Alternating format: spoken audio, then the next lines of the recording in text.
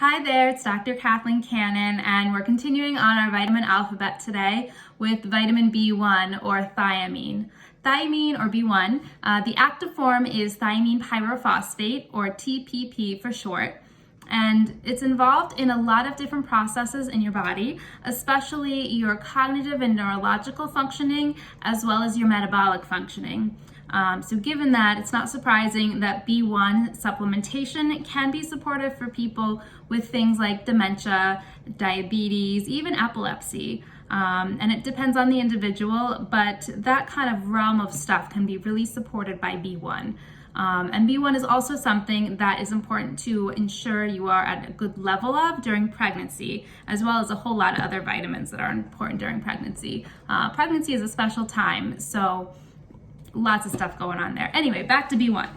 So B1 deficiency is known as beriberi, which is kind of a fun word to say. Say it with me, beriberi. So beriberi, however, is not really fun. It's going to affect your neurological and your cognitive functioning, and also your metabolic functioning probably. Vitamin B1 deficiency is very common in alcoholics.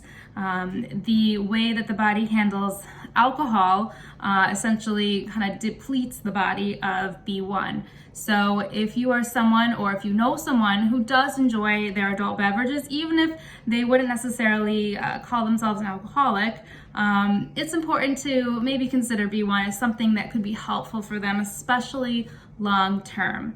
Very important.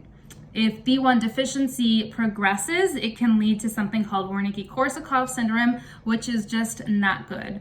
Much worse than beriberi, and Korsakoff Syndrome can have, it's characterized by dementia, confusion, difficulty moving actually, really just not good.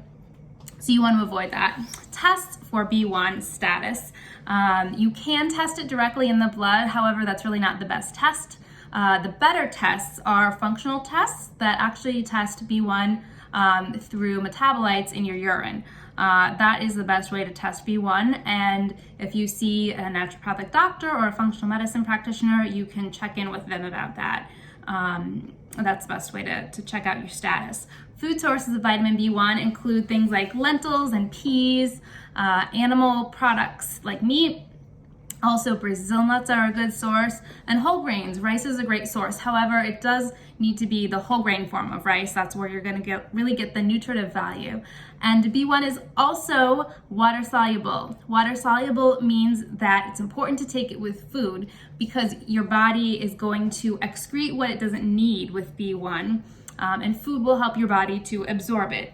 That also makes B1 quite safe because your body doesn't really store it. But it is important to know in terms of getting what you need in and getting your body able to use it. So all of that is B1. I hope this has been helpful, and I hope it served you, and I hope you have a great day.